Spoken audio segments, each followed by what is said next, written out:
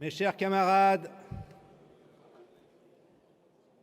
bonjour à toutes et tous. Si je me réfère à l'ordre du jour, j'ai un temps de parole de 2 heures, 2 heures et demie prévu.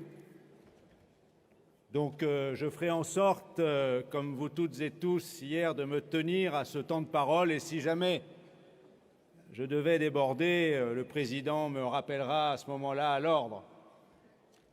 Rassurez-vous. Chers camarades, je crois avoir compris que sur le plan de l'analyse syndicale du contexte et des enjeux économiques et sociaux auxquels nous faisons face et auxquels nous avons dû faire face et qui nous ont conduits à agir de la façon dont nous l'avons fait et rapporté. Je crois avoir compris qu'il y avait de votre part une très large approbation. Je ne vais donc pas y revenir au risque d'une redite du rapport d'activité. Je voudrais cependant insister sur 2 aspects, ce que je qualifie d'emprise de l'économie financière et sa déconnexion de l'économie réelle, d'une part, et d'autre part, le comportement des gouvernements, du patronat à cet égard. L'emprise de l'économie financière et sa déconnexion de l'économie réelle, j'entends par économie réelle une économie qui, même capitaliste, à ses débuts, avait pour objectif de répondre aux besoins de la vie en société ou de la société des hommes et des femmes. Cette emprise de l'économie financière et sa déconnexion avaient été à l'origine de la crise financière de 2008, dont nous avons, nous, la société des hommes et des femmes, payé lourdement les conséquences et peut-être que nous continuons d'ailleurs à les payer. En 2015, le Bureau international du travail à Paris avait fait travailler un économiste sur le sujet. Nous étions quelques années après la crise de 2008. Cet économiste s'appelle Olivier Favreau et cette étude a pour titre « L'impact de la financiarisation de l'économie sur les entreprises et sur les relations de travail ». On la trouve, si cela vous intéresse, facilement sur Internet, sur le site de l'OIT, l'Organisation internationale du travail. Pour caractériser cela, Olivier Favreau mettait en avant quelques données, quelques indicateurs. Je vais vous en donner quelques-uns assez frappants. Le ratio obligation PIB, produit intérieur brut, qui tournait autour de 50% pour 4 grands pays européens, l'Allemagne, la France, l'Italie, l'Espagne, en 1990, a été multiplié par 4 dans les 20 années qui ont suivi pour 3 de ces pays, par 3 en Allemagne. Durant la période de 1982 à 2000, aux États-Unis, l'indice boursier Standard & Poor's 500, l'équivalent de notre CAC 40, est passé, cet indice, vous savez, c'est les 6000 de l'indice du CAC 40 en France. Aux États-Unis, il était passé de 107 en 1982 à 1527 en 2000, soit 1400% de croissance de cet indice boursier. À comparer, alors ça n'est pas exactement comparable, mais en termes de tendance, à comparer au PIB, dont le taux de croissance moyen sur la même période était de 4%, 1400%, 4%. Le marché de ce qu'on appelle les produits dérivés sur les marchés boursiers, à l'origine de la crise de 2008 justement, représentait en 2013, c'est-à-dire 5 années après la crise de 2008, 700 000 milliards de dollars à l'échelle mondiale, soit à l'époque 10 fois le PIB mondial. C'est-à-dire qu'il avait retrouvé tout de suite son niveau d'avant la crise 2008.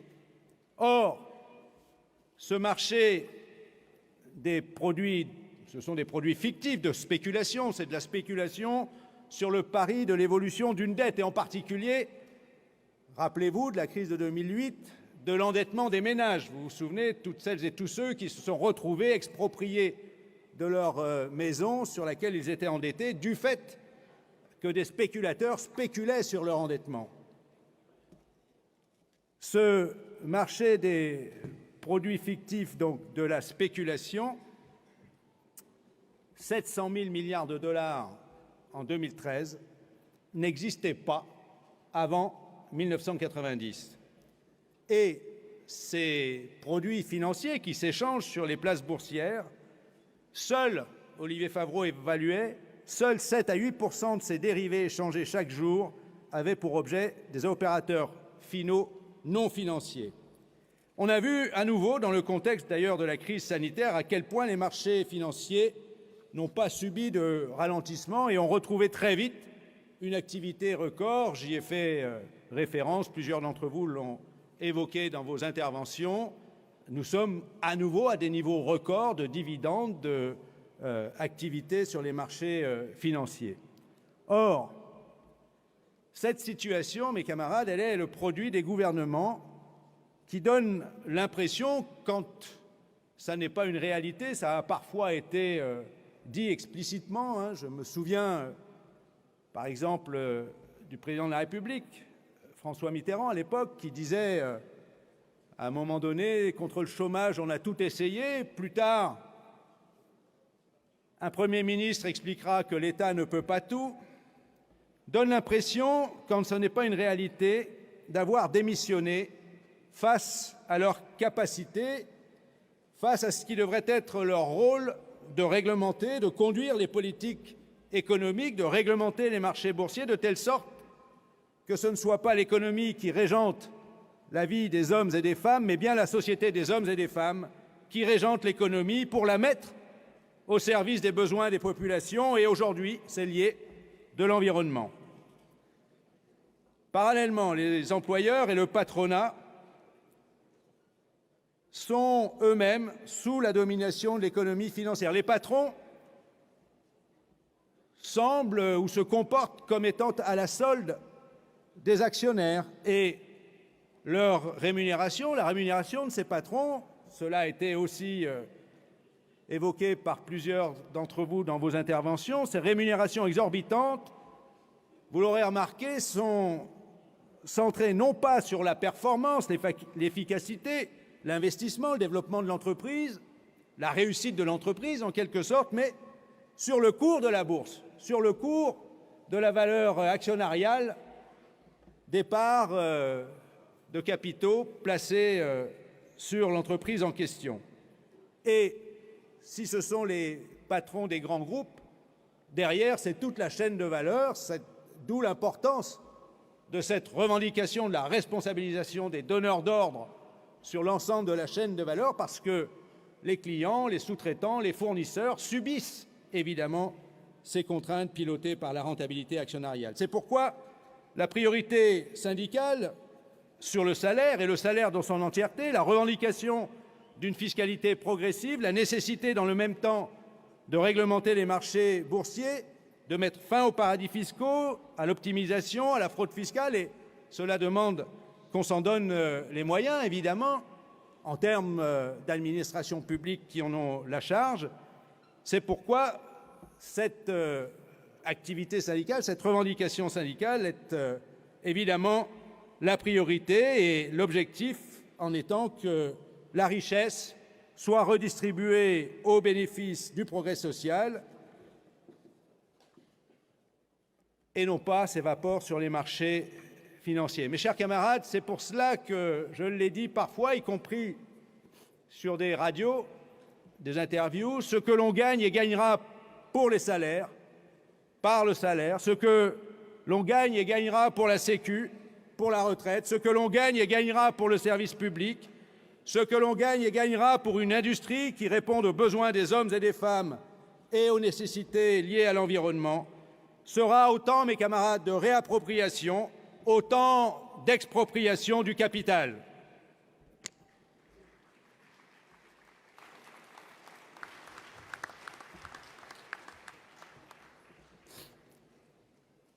J'en viens maintenant au déroulement de notre congrès. Mes chers camarades, j'ai bien aimé l'image faite par une journaliste, je crois qu'elle est dans la salle, de notre congrès aux allures de banquets républicains, à la différence des amphithéâtres utilisés par les autres confédérations. Les banquets sont en effet des moments de fraternité républicaine où on se laisse aller, emporté par le propos ou la verve, parfois au fil du breuvage. La verve, parfois, l'emporte à ces moments. On se laisse griser, au risque de mordre le trait de la fraternité. Mais ici, on s'arrête toujours à temps, n'est-ce pas? Tant que ce qui nous anime est d'être militant et faux. Brahim l'a dit à Frédéric, camarade, cette maison, notre maison, nos congrès sont comme la chanson des vieux amants de Jacques Brel. Nous sommes vieux amants, camarades, on le reste. Mais pour le rester, il a bien fallu qu'à certains moments le corps exulte. Il faut bien que le corps, et ici la parole, exulte, mes camarades. Alors merci à vous.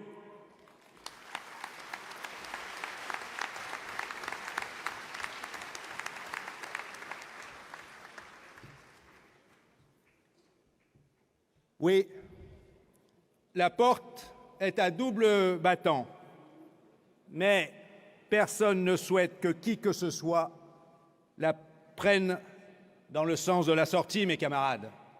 Je l'ai souvent dit.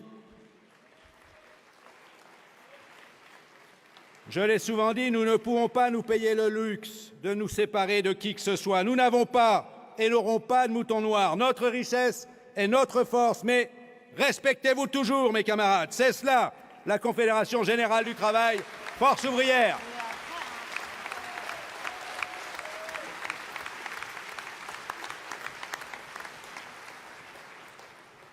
On aime bien les symboles. On aime bien s'appuyer sur les paroles qui ont été prononcées avant nous. On les brandit, on les cite comme un certificat de conformité. J'ai entendu de nombreux, parfois dans la même intervention, rappel à la charte d'Amiens. C'est très bien. C'est ce que nous sommes, mes camarades. Et d'ailleurs, je pense, en tout cas je m'y suis efforcé dans mon rapport, m'être attaché à l'illustrer en lien avec ce qu'a été notre attitude ces 4 dernières années. Car il ne suffit pas de dire « charte d'Amiens », il faut s'assurer que l'on en a bien la même compréhension, signification. L'un d'entre vous, il n'est pas le seul, mais je crois que c'est le délégué du syndicat des salariés de la Confédération, nous a fait part de son interprétation. C'est très bien de sa part de s'y intéresser. Mais il nous a dit que si la charte d'Amiens définissait l'œuvre double du syndicat, la première, celle de l'amélioration quotidienne du mieux-être des travailleurs, était insuffisante ou inefficace, je crois qu'il a dit cela ainsi, sans la seconde, qui, selon lui, doit être de poursuivre la transformation sociale. Chers camarades, la transformation sociale, c'est le dernier paragraphe, la dernière mention de la charte d'Amiens. Alors, lui et un ou deux autres qui l'ont évoqué, je les invite à réviser. Nous avons des stages de formation, un stage découverte pour cela.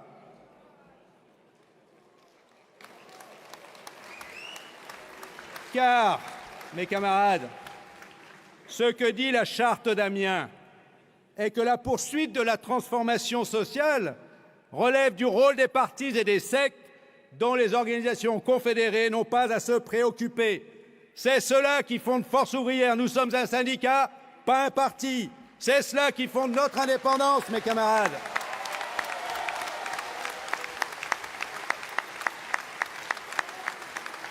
C'est exactement ce qui nous distingue à la fois de la CGT. On le voit encore dans le cadre des élections législatives à venir et de la CFDT, qui voudrait être, elle, tout à la fois et se disait d'ailleurs syndicat de la transformation sociale. L'autre côté de l'œuvre double que la charte d'Amiens assigne aux syndicats est celle de l'avenir, de l'idéal, préparer l'émancipation intégrale par l'expropriation capitaliste avec comme moyen d'action la grève générale. Je crois avoir compris aussi que le même camarade, je ne lui en veux pas, mais son propos me permet d'illustrer des éléments de réponse que je tenais de toute façon à vous apporter. Je crois avoir compris qu'il avait l'idée de revendiquer, je cite, « de nouvelles organisations du travail, un salaire à vie pour abolir définitivement la question du salaire, de la retraite, du chômage ». Mes chers camarades, la CFDT revendique, elle, déjà, un compte épargne-temps universel et le nouveau ministre du Travail, quand je l'ai rencontré récemment, me disait qu'il considérait que c'était une piste intéressante. Mes chers camarades, si le salaire est bien la rémunération du travail, le salaire à vie, voire le compte épargne-temps universel, c'est le travail à vie, alors je veux croire que, évidemment, ça n'est pas cela qu'il voulait dire, mais il parlait du salaire différé, reversé sous forme de pension de retraite. Parce qu'avec le salaire, là, mes camarades, on est à la fois dans l'œuvre quotidienne et dans l'œuvre pour l'avenir. Dans l'œuvre quotidienne qui consiste à agir pour revaloriser le salaire, dont le salaire différé, la part de cotisation affectée aux retraites, pour en améliorer les droits, les conditions requises, l'âge de départ, la durée de cotisation, le niveau des pensions, la nature des régimes. Et on flirte avec l'œuvre d'avenir. Lorsque l'on conteste que l'on fasse une obsession de la réduction du poids des prestations de retraite dans le PIB pour en justifier les réformes ou contre-réformes, mes chers camarades, on est bien dans l'œuvre d'avenir lorsque l'on en appelle, comme on l'a fait en 2019, à la grève interprofessionnelle reconductible. Cela s'appelle aussi la grève générale. Et ce n'est pas parce que nous n'y sommes pas parvenus comme on le souhaitait que ce n'est pas le cas. On est bien dans l'œuvre d'avenir, car en défendant une répartition des richesses qui fasse passer la sécurité sociale, la retraite avant la bourse, en défendant les régimes par répartition, on défend le salaire avec le salaire différé avant les profits boursiers et les dividendes. C'est une façon d'œuvrer à l'expropriation capitaliste, mes camarades. Et quand on défend le paritarisme, le rôle du syndicat dans la négociation, quand on défend le contrat collectif, on fait un pas vers le rôle d'avenir du syndicat comme groupe de production et de répartition.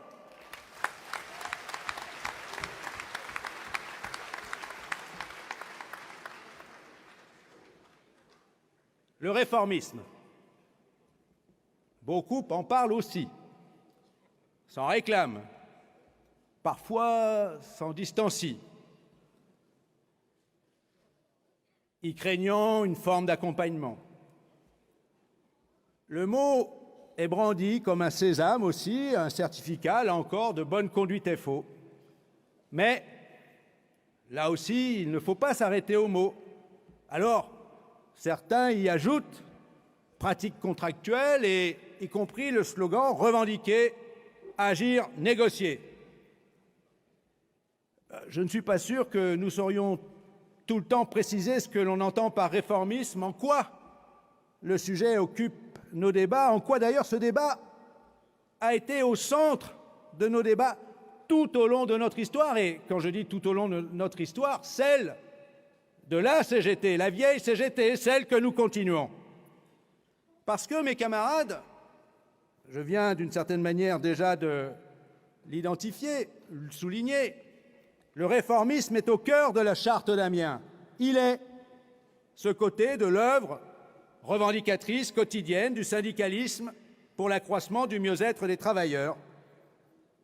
Alors on pourrait renverser la formule d'André Bergeron, celle où il expliquait que certains de nos camarades se disent révolutionnaires, mais ce qui nous différencie, c'est qu'ils parlent de la révolution et que nous la faisons au quotidien en améliorant la situation des travailleurs. C'est à peu près sa formule. Alors on pourrait la renverser, je pourrais faire mienne celle-ci, je ne sais pas si elle restera dans l'histoire, mais je pourrais dire, je le dis souvent à certains de nos amis qui se disent réformistes, que parfois ce qui nous sépare, c'est que vous parlez du réformisme, mais nous le faisons par l'évolution constante des réalités, avec toujours en tête qu'il n'est qu'un côté de l'œuvre du syndicalisme qui aspire à l'émancipation intégrale. Il n'y a donc pas, mes camarades, à distinguer tel ou tel, ni à se distinguer de tel ou tel en notre sein par cette étiquette de réformiste. Il n'y a pas de camp, ni de courant réformiste. Quand on est dans le syndicat à Force ouvrière, nous le sommes tous, mes camarades. Et pour parfaire notre connaissance, la compréhension de ce que l'on entend par réformisme, il existe une brochure publiée par FO Hebdo en 1979. Son titre, « Contre toute emprise politique pour un réformisme militant ». Elle a été réalisée par deux camarades, les plus anciens s'en souviennent, Roger Lerda et Roger Sandry. Roger Sandry explique que pour FO, continuatis de la vieille CGT, je le cite, « La démocratie économique, c'est la possibilité, en toute indépendance à l'égard du patronat, des partis politiques et des gouvernements, quels qu'ils soient, de pouvoir discuter, de pouvoir négocier, de pouvoir faire grève si besoin est, pour étendre, pour élargir les institutions sociales qui améliorent en permanence les conditions de vie et d'existence des salariés. Et à ce titre, dit-il, le contrat collectif, l'accord que l'on signe, le contrat collectif est une conquête inestimable. Ce sont les propos de Roger Sandry.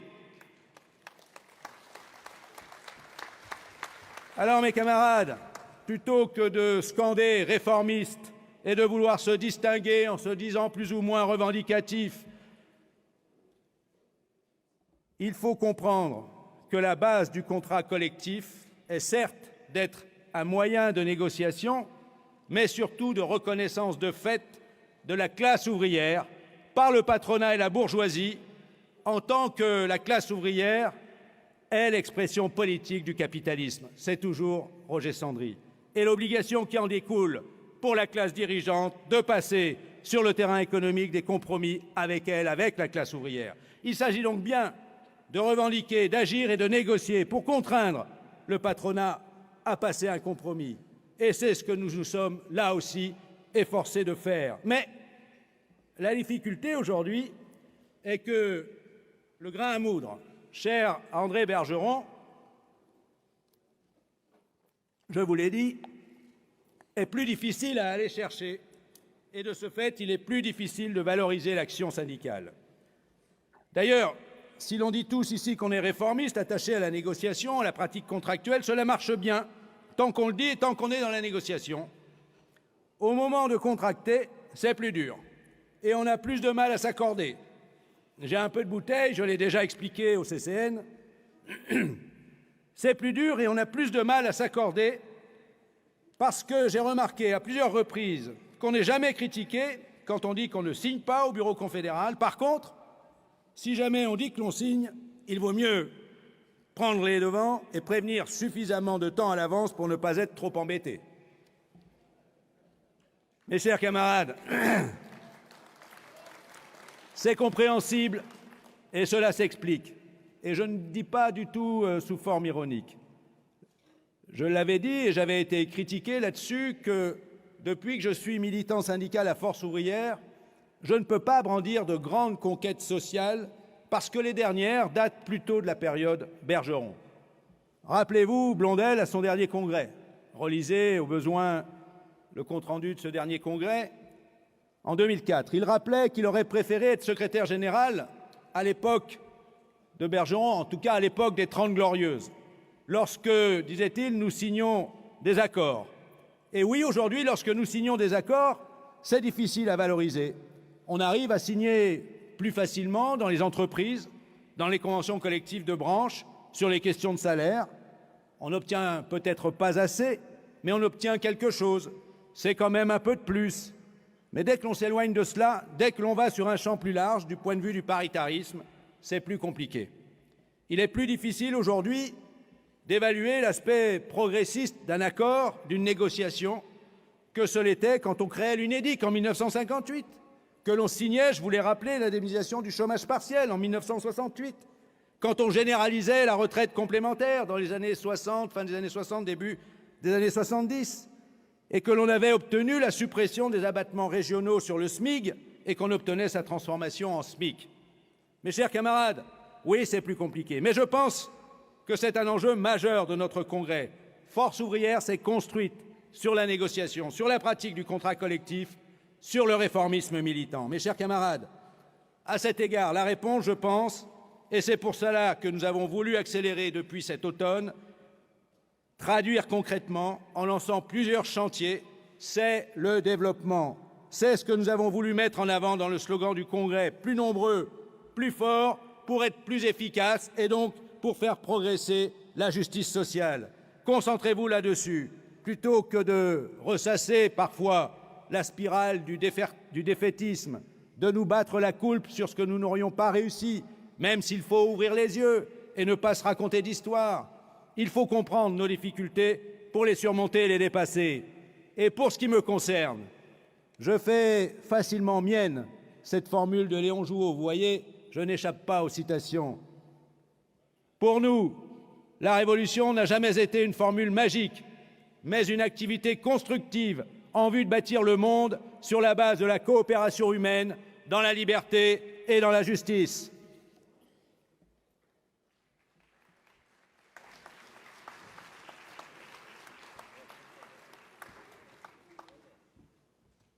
C'est Léon Jouot, ce n'est pas de moi. Un mot rapide sur la réforme de l'assurance chômage que nous avons combattue en lien avec ce que je viens de dire. Nous l'avons dénoncée parce que, bien évidemment, vous l'avez souligné, nos camarades en particulier ont mis à quel point la situation des intermittents ou des saisonniers était rendue difficile avec les conséquences de cette réforme. Mais nous l'avons dénoncée pas seulement pour ses conséquences pour les demandeurs d'emploi. Nous avons dénoncé qu'elle soit la mainmise de l'État, la mise en cause du paritarisme. Ça a démarré avec une décision unilatérale, la transformation de la cotisation salariale en CSG. Et puis, ça a été suivi d'une ingérence délibérée du gouvernement qui a rompu la convention qui avait été négociée en 2017 pour y substituer sa réforme, là encore de manière unilatérale, avant même d'ailleurs que la convention négociée en 2017 soit venue à son terme en décembre 2020, puisque certains éléments de la réforme avaient déjà été mis en œuvre et on a réussi en juillet 2020, pendant la crise sanitaire, à obtenir du gouvernement, et Force ouvrière y a été pour beaucoup dans cette affaire, le report, lorsque le Premier ministre Castex est arrivé Premier ministre, le report à nouveau de la mise en place de cette réforme, mais au final, elle a été mise en œuvre définitivement en juin 2019. Enfin, quand je dis définitivement, j'espère qu'on arrivera à revenir dessus, bien évidemment. Mais, mes chers camarades, dans le paritarisme, dans le contrat collectif, on est deux autour de la table. Et le deuxième, c'est le patronat. Et le patronat porte une lourde responsabilité, mais est-ce que ce n'est pas ce qu'il recherche quant à la mise en cause du paritarisme à l'assurance chômage? Pourquoi l'État a pu se saisir de la situation créée par l'attitude du patronat? Rappelez-vous, nous n'avons pas réussi à négocier sur ce qu'on appelait le bonus-malus, qui avait pour vocation de pénaliser les abus, les usages des contrats courts par les entreprises. Et mes chers camarades, c'était important, cette affaire, parce que c'était associé au droit au rechargement des droits par les demandeurs d'emploi qui subissent des contrats précaires. Évidemment, ce droit au rechargement qui est coûteux pour l'assurance chômage, c'est-à-dire pour nos cotisations, pour le salaire différé, ce droit au rechargement devait être accompagné d'une contrainte, d'une sanction sur les abus d'utilisation des contrats courts. Parce que sinon, c'est notre salaire différé qui paye, d'une certaine manière, la flexibilité externalisée mise sur le compte ou sur le coût de l'assurance chômage par les entreprises. Je t'embauche pour un contrat de 15 jours, 3 semaines, 1 mois. Ensuite, tu t'arrêtes, je te reprendrai dans 15 jours, 1 mois, mais t'inquiète, tu auras rechargé tes droits, tu auras droit à l'assurance chômage. Et c'est l'assurance chômage qui, au final, évidemment, prend en charge l'indemnisation des demandeurs d'emploi, ce qui est légitime, puisqu'ils subissent les contrats. Ce ne sont pas eux, contrairement à ce que l'on entend systématiquement, qui abusent de la situation. Ce sont les employeurs, les entreprises, qui abusent de la rotation de la flexibilité en la faisant payer par l'assurance chômage. Alors oui, mes camarades, sur le sujet du paritarisme, il va falloir bagarrer et reconquérir, et en particulier sur l'assurance chômage. J'avais conclu mon rapport en vous invitant à débattre, argumenter, critiquer, contester, approuver, librement, sans crainte. Plusieurs d'entre vous l'ont rappelé pour justifier leur intervention, parfois critique, contestataire de ce qu'a été notre activité. Vous ne vous en êtes pas privés, mes chers camarades. 200 interventions à peu près, je n'ai pas calculé complètement, 210 interventions en 2 jours et demi. Il n'y a pas eu de débordement. Quelques dérapages, à la limite extrême, dans 1 ou 2 cas, du manque de respect, mais je ne vais pas revenir là-dessus. Un point, cependant, mes camarades, argumentez toujours et évitez de relayer, je pourrais dire aujourd'hui retweeter ou liker tel ou tel propos sans vous assurer de son fondement, de sa source, de sa validité. Même le logiciel Twitter vous invite désormais à prendre soin de lire un article avant de le partager, à ne pas vous arrêter au seul titre.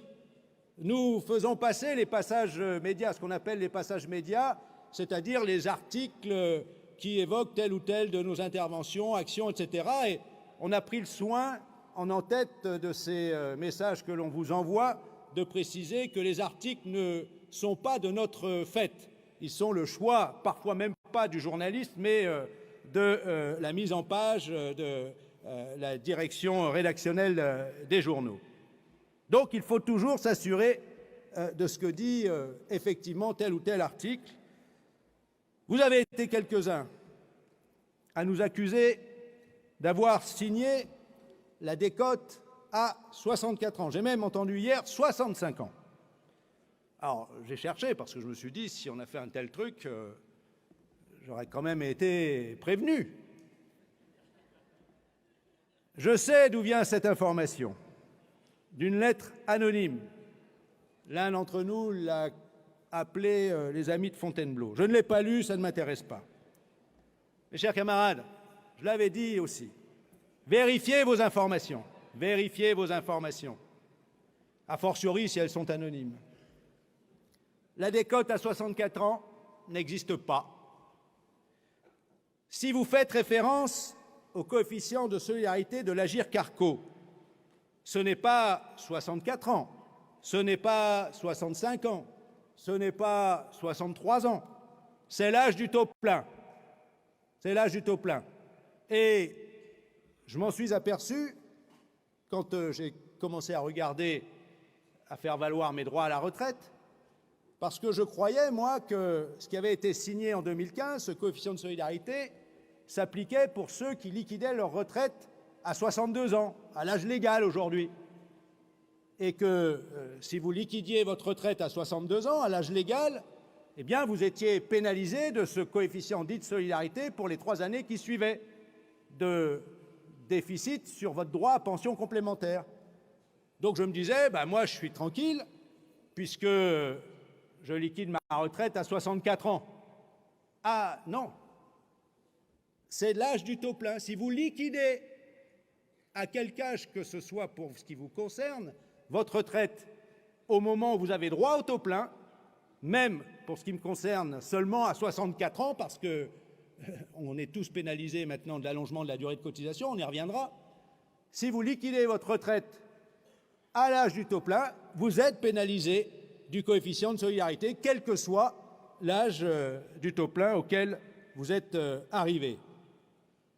Donc, mes chers camarades, ce n'est pas la décote à 64 ans ou à 65 ans. D'autre part, nous ne l'avons pas signée. Nous l'avons dénoncée. Et cela nous a amenés, rappelez-vous, à quitter la présidence de l'Agirc-Arrco que nous occupions en alternance avec le patronat depuis les origines. C'était en 2015, mes camarades. Et nous n'avons pas non plus signé en 2017 à l'Agirc-Arrco l'accord qui en inscrivait, après ce premier accord de 2015, le principe dans la gestion des retraites complémentaires. Nous avons, en revanche, effectivement signé un accord en 2019, après avoir longuement débattu au sein notamment de la commission exécutive confédérale. Cet accord ne contenait aucune référence à ce coefficient, mais il rétablissait et maintenait le pouvoir d'achat des pensions complémentaires. C'est ce qui nous a décidé à signer cet accord, tout en rappelant, mes camarades, que nous demandions l'abrogation, l'annulation de ce coefficient de solidarité. Par contre, mes camarades, nous n'avons pas signé l'avenant en 2021, qui est revenu sur l'accord que nous avions signé en 2019, et en particulier sur le maintien du pouvoir d'achat, au prétexte de la crise sanitaire, alors que nous avions fait d'autres propositions de gestion qui évitaient d'affaiblir le pouvoir d'achat des pensions, tout en assurant l'équilibre du régime. J'avais déjà expliqué cela précisément lors du dernier CCN à un camarade qui portait déjà cette fausse accusation.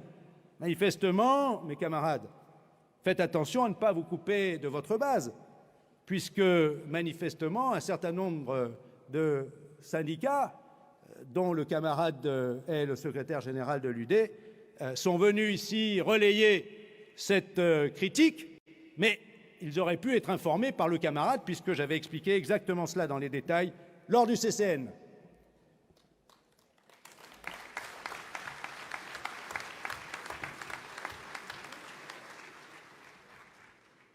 Quelques camarades sont venus mettre en cause ou critiquer le manque de soutien dans leur activité syndicale. Je ne peux pas répondre dans le détail, je ne souhaite mettre d'ailleurs personne en difficulté. Mais à ceux ou celles-là, je leur demande de bien se souvenir de nos échanges, de nos interventions à tous les instants quand ils nous ont et quand ils m'ont sollicité. Moi, je m'en souviens précisément. Nadine, dans le Finistère, cela a été le cas. Que je n'ai pas toujours réussi est une chose, je l'admets, pas aussi bien que nous aurions pu le souhaiter, pas aussi bien que tu pouvais le souhaiter, je le reconnais. Mais j'ai toujours fait ce qui était en mon pouvoir d'agir. Et dans ce département, dès que nous avons été alertés des graves difficultés et comportements condamnables par le secrétaire général ancien, nous sommes intervenus à tous les niveaux et nous avons œuvré à rétablir l'union départementale et nous avons fait en sorte, dans une situation qui était d'une extrême gravité, compte tenu des actes condamnables qui étaient invoqués, nous avons fait en sorte, bien évidemment, de protéger Force ouvrière, la Confédération, tout en protégeant le plus efficacement possible, à ce qui est de notre responsabilité, les victimes de ces agissements. Frédéric Guillaume, j'espère que tu es là, dans la salle, car lorsque j'ai voulu te l'expliquer lors du congrès de ton union départementale dans le Doubs, tu n'étais plus là. Lors de ta première garde à vue, ta secrétaire d'UD, qui est ici, nous a immédiatement alertés. C'est Fred qui m'en a fait part. Il était dans mon bureau. J'ai immédiatement appelé le cabinet du Premier ministre, son conseiller social. Plusieurs autres camarades,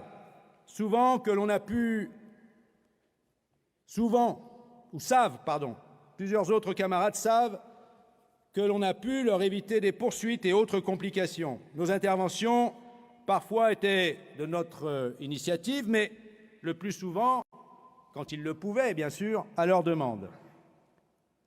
Mes chers camarades, vous êtes nombreux à avoir salué la présence de nos camarades d'Afghanistan. Quelques-uns d'entre vous ici le savent, parce qu'ils nous ont sollicités dans le même état d'esprit, avec les mêmes types de situations. Comment croyez-vous que nous avons réussi à les faire sortir en sécurité, mes camarades? Comment croyez-vous que nous avons pu intervenir et faire en sorte qu'ils puissent être extradés d'Iran en toute sécurité? Je n'en dirai pas plus.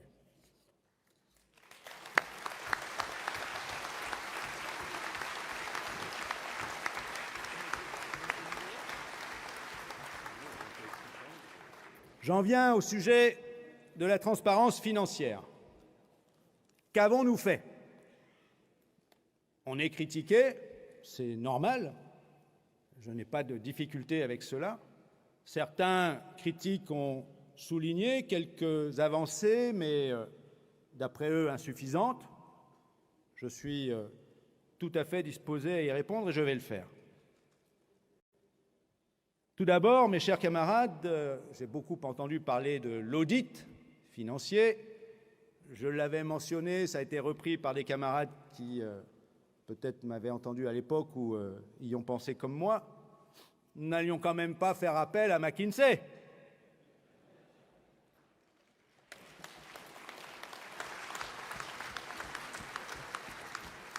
Non, dès que j'ai été élu secrétaire général, et pour cause, j'avais déjà dû passer une journée complète au service comptable pour répondre à certaines informations qui avaient été passées dans la presse au mois d'octobre-novembre 2018. On a fait 2 droits de réponse, précis, factuels, qui n'ont jamais été contestés ni remis en cause. Mais, du coup, je pensais qu'il était nécessaire qu'on travaille et qu'on fasse la démonstration qu'on travaillait sur ces questions. Et donc, je n'ai pas appelé cela audit, mais je m'étais engagé, nous l'avons fait, à ce que l'on réalise un état financier. Et pour ce faire, on n'a pas sollicité McKinsey ou qui sais-je d'autre, nous avons fait appel à la commission de contrôle. Elle a procédé à cet état des lieux, cet état financier, nous a remis un rapport et nous en avons indiqué les principales lignes et ensuite nous avons agi sur la situation financière, je vais y venir, en tenant compte de ce rapport de la commission de contrôle. Tout d'abord, c'était une de mes propositions, mais c'était souligné comme une nécessité par la commission de contrôle. Nous avons mis en place, ce qui n'avait jamais été réalisé complètement auparavant. C'est peut-être un des sujets sur lequel je m'accrochais un peu avec Jean-Claude tout au long de notre cohabitation au bureau confédéral. J'étais le seul. Hein. J'étais le seul. J'ai entendu dire que d'un certain, on était tous les deux au bureau confédéral à intervenir sur le sujet. C'est faux. Le deuxième, je ne l'ai jamais entendu là-dessus, au bureau confédéral. Donc nous avons mis en place une procédure de gestion budgétaire à partir de l'établissement d'un budget prévisionnel chaque année. Et depuis, non pas 2019, on l'a fait à partir de la fin 2019, début 2020, mais chaque année maintenant, à la fin de l'année ou l'année qui suit, le budget prévisionnel de l'année en cours, de l'année à venir, est présenté dans ses lignes principales aux membres de la commission exécutive confédérale, qui peuvent bien sûr intervenir s'ils l'estiment nécessaire. La procédure qui nous est imposée depuis 2008 en matière comptable, celle de l'arrêté des comptes et de l'adoption des comptes par le CCN, ça a été souligné, je crois, par un camarade, a été effectivement mise à jour et désormais, il y a eu une petite transition, on est passé par le bureau, la CE et ensuite, et aujourd'hui, c'est la CE qui arrête les comptes et c'est le CCN qui les adopte. Mes camarades, nos comptes, ne l'oubliez pas, vous le savez comme moi, sont publiés, certifiés par des commissaires aux comptes et évidemment élaborés avec l'appui d'experts comptables. Chers camarades, oui, la santé financière, nous avons réussi à dégager, pour des raisons diverses, je ne vais pas rentrer dans les détails, des excédents sur les 3 années qui viennent de s'écouler. Oh, l'idée n'est pas de thésauriser, ou de faire du profit. Non, mes camarades, l'idée, elle est de se préparer à ce qui est important concernant l'avenir de la Confédération. D'abord, pérenniser le siège de la Confédération. Il y a un enjeu majeur de maintenance du bâtiment, de l'immeuble, mais aujourd'hui, il y a un enjeu important qui est celui de la mise aux normes et de la rénovation énergétique pour faire face justement au coût de la consommation énergétique. Le deuxième enjeu, mes camarades, c'est préserver, maintenir notre présence dans les départements à travers nos unions départementales, nos unions locales. Et on sait, les dossiers arrivent de plus en plus souvent, qu'il va falloir faire face à des difficultés de plus en plus souvent de maintien de nos moyens en termes de présence d'unions départementales et d'unions locales. Donc, il faut qu'on dégage ces moyens-là. Et il nous faut, j'y insiste encore, investir, cela a été appelé par un certain nombre d'entre vous, dans des politiques de développement qui soient efficaces.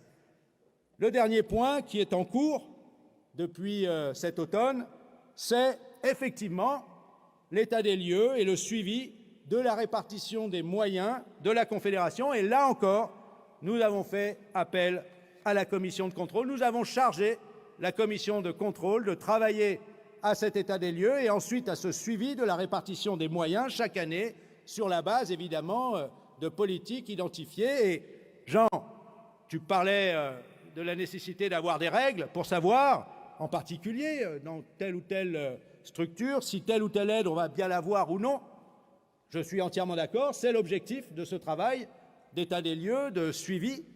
Mais j'aimerais aussi que l'on s'assure, ou que vous dire que la Confédération, elle aimerait aussi savoir si et quand elle verra rentrer les cotisations qui lui sont dues.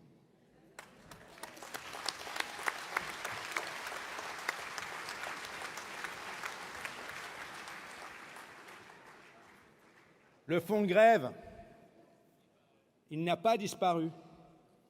Non, il n'est plus un approvisionnement automatique, virtuel, opération comptable. Je ne me rappelle plus du terme, mais bref. Non, au moment de l'approbation des comptes du CCN, on fait ou non une proposition, les membres du CCN peuvent faire ou non une proposition d'affectation de telle ou telle part des résultats financiers si on a des excédents de l'année en cours, de l'affectation de telle ou telle part au fonds de solidarité de grève. Ça relève de la compétence, du rôle d'administrateur du CCN.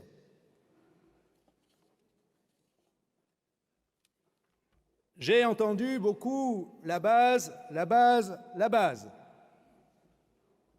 Je trouve, moi, le terme réducteur de ce que sont chacun de nos adhérents, militants, qui sont des individus, qui ne sont pas systématiquement une communauté, une base. Et quand on dit, d'ailleurs, j'interviens au nom de la base, chers camarades, on est déjà un peu bureaucrate quand même, hein.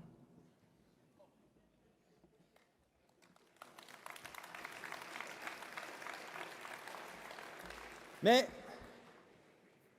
je comprends ce que vous entendez. Je fais un peu d'humour et d'ironie pour mettre un peu d'animation. Chers camarades, il n'y a pas de hiérarchie dans la Confédération. Je ne suis pas, et en tout cas si je l'étais plus pour longtemps, le patron de FO. Je suis le secrétaire et plusieurs m'ont fait remarquer, vous m'avez vu prendre beaucoup de notes. Et je suis chargé de porter la parole de Force ouvrière et de rendre compte, au nom de la Confédération, de nos actions, de nos interventions. Et, mes camarades, nous sommes révocables par le CCN. Il n'y a pas besoin d'attendre un congrès ou de convoquer un congrès. J'y insiste.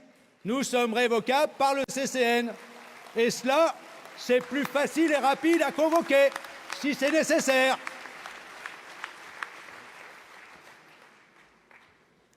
Vous dites la base. Ceux qui l'ont invoqué à maintes reprises, je trouve que vous en avez, je viens un peu de l'évoquer rapidement, une vision un peu bonapartiste. Où le Congrès élit-il son instance qu'on peut appeler dans ce cas-là dirigeante? À la CFDT. L'équivalent de notre CE est élu par le Congrès et c'est cette CE élue par le Congrès qui élit à ce lors le secrétaire général et l'analogue de notre bureau confédéral. Mais, mes chers camarades, n'oubliez pas, et je vais y venir, que cela est associé à la centralisation de la cotisation des adhérents. Si on pose la question de l'élection de nos instances directement par le Congrès, c'est-à-dire par les syndicats, je vous invite à réfléchir au fait, effectivement, que cela impose immédiatement la garantie du respect des statuts dans toutes nos structures, à commencer par l'affectation des isolés, à commencer par l'affectation des adhérents aux bons syndicats, aux bonnes UD, aux bonnes fédérations.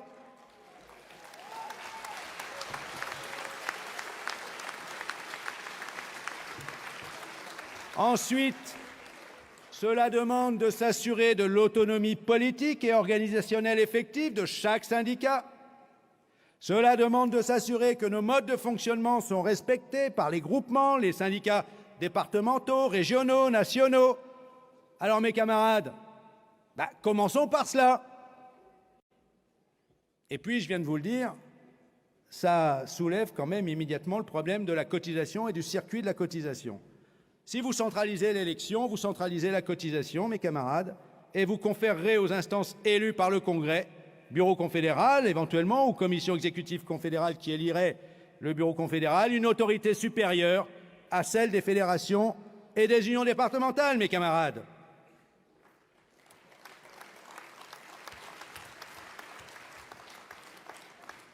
Vous invoquez le mandat, mais vous contestez le mandat de nos instances, UD, fédérations, qui représentent le CCN et qui sont élus et détiennent, elles, un mandat de leur syndicat.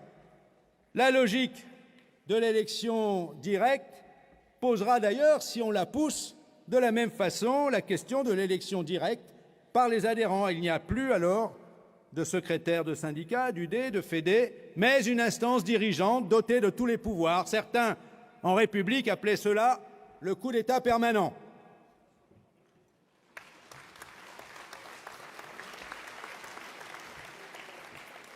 Alors, camarades, on se réclame bien du fédéralisme, de la Fédération des bourses du travail. Et alors, je ne suis pas forcément le meilleur des spécialistes, mais certains de nos camarades se réclament de l'anarchisme. J'avais cru comprendre que l'anarchisme était lui aussi lié ou associé ou imbriqué dans le fédéralisme. On nous parle de candidats de l'appareil parce que présentés conformément à nos statuts par les UD et fédés. Certains sont venus reprocher qu'un candidat qui voulait être candidat n'ait pas pu l'être.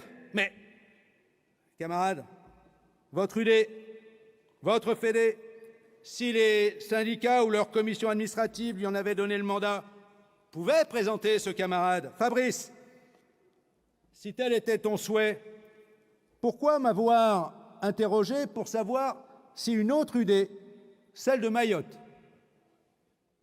je ne sais pas pourquoi Mayotte, parce que l'île-et-Vilaine et Mayotte, c'est quand même pas la porte à côté, m'interroger pour savoir si celle de Mayotte le faisait.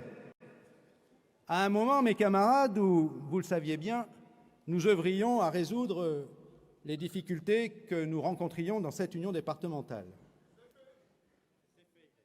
Je sais. Nous avons des statuts. Vous nous dites mandat, mais comment définir un mandat sans statut?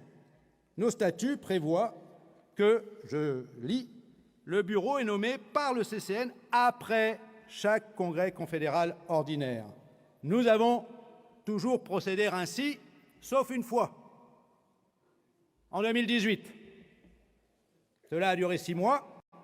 Et nous en sommes revenus au statut, puisque le CCN, en novembre, a finalement élu un secrétaire général après le congrès confédéral ordinaire.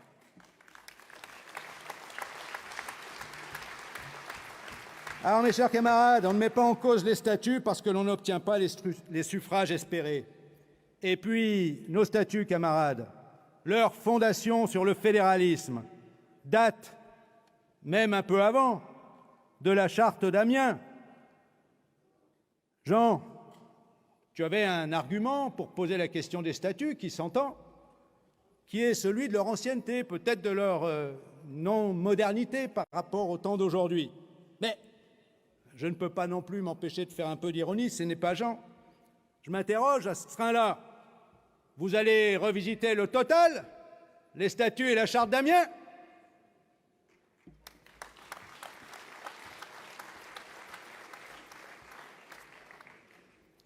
Sur les retraites, où en sommes-nous? Tout d'abord, j'ai bien aimé le raisonnement de Fred Beauchard, quand certains nous disent, le président de la République le premier, que c'est la pandémie qui l'a empêché d'aller au bout. On peut, nous aussi, s'amuser à refaire l'histoire et interroger. Pourquoi ne pas considérer que c'est au contraire la survenue de la pandémie et les restrictions sanitaires massives qui nous ont peut-être empêchés de venir à bout définitivement du système universel? Ce n'est pas une illusion. Ce n'est pas une illusion. Souvenez-vous, le projet tel qu'il était devenu sous la pression de nos mobilisations n'était déjà plus ce qu'il était à l'origine. Il renvoyait son application à bien plus tard, avec les clauses du grand-père ou à l'italienne. Nul ne dit alors qu'il aurait survécu dans le temps. Mais aujourd'hui, rien non plus n'est joué. Emmanuel Macron a été réélu et nous avons devant nous le risque du recul à 65 ans. Et derrière, il y a toujours, je vous le dis, l'idée d'un régime unique par points. Ne vous faites pas d'illusions. Croyez-vous que c'est un hasard, le rapport Tirole-Blanchard, ces deux économistes, commandé par le président et qui lui a été remis en juillet 2021, qui considère que c'est la bonne solution? Et n'avez-vous pas entendu ce même président, en campagne, en appeler à la suppression des régimes spéciaux et expliquer que la réforme nécessaire était, selon lui, je le cite, celle d'un système qui devrait être universel et qui devrait s'autoréguler. Mes chers camarades, un système universel qui s'autorégule, cela ressemble étrangement à un régime unique par points. Je ne crois pas qu'ils renonceront, car, rappelez-vous cette vidéo de François Fillon, un régime unique par points serait un formidable outil entre les mains de l'État et des gouvernements demain pour piloter les retraites à l'économie, en jouant sur le niveau des pensions pour contraindre à devoir partir toujours plus tard. Je ne sais pas ce que vous déciderez. J'ai peut-être outrepassé mon rôle ces derniers temps, mais quand je me suis exprimé publiquement en disant qu'il n'y avait rien à négocier et que, s'il le fallait, la question de la grève serait posée.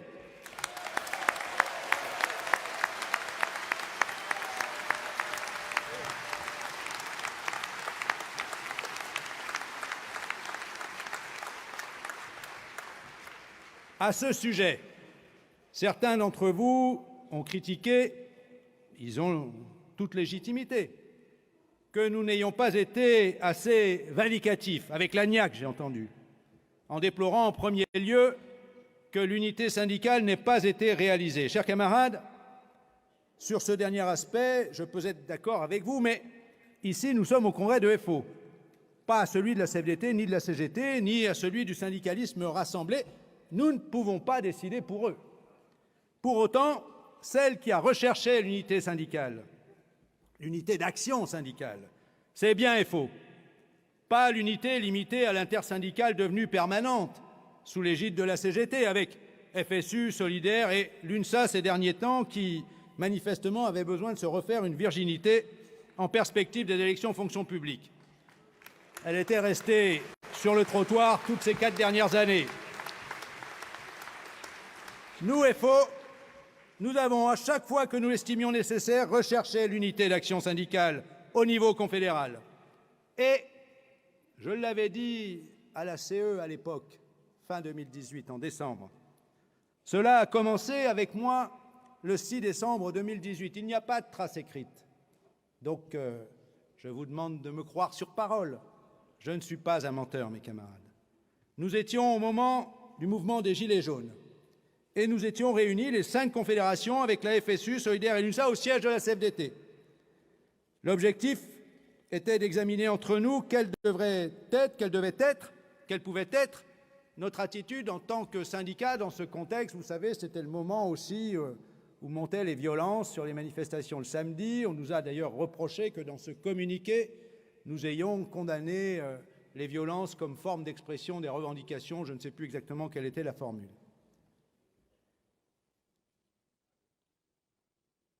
Lors du premier tour de table, je suis intervenu le dernier parce que j'étais arrivé le dernier sur le lieu de la réunion. Donc j'ai écouté les uns et les autres.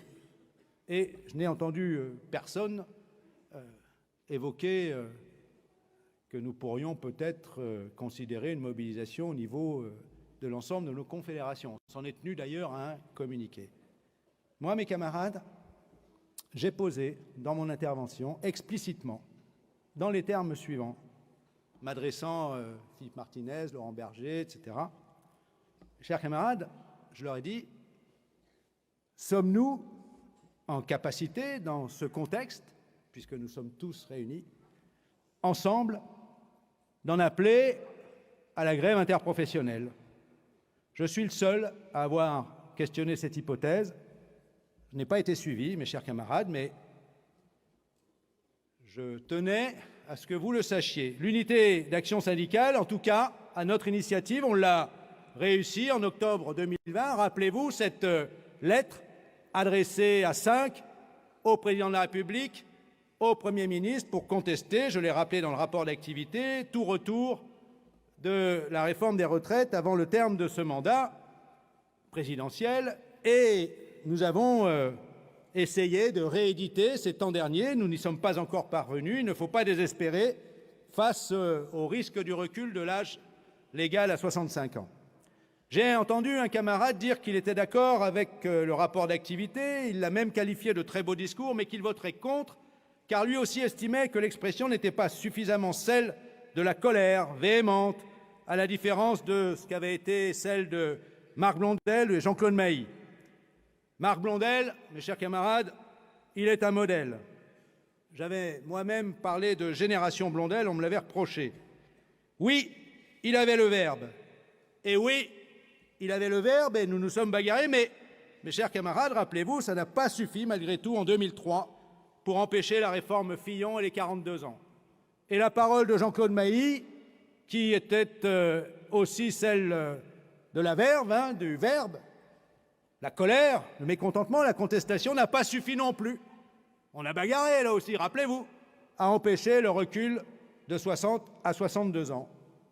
Nous, mes camarades, je dis bien nous avons empêché le système universel par points, cette mère des réformes, certes, jusqu'à maintenant seulement, mais nous y sommes parvenus, mes camarades.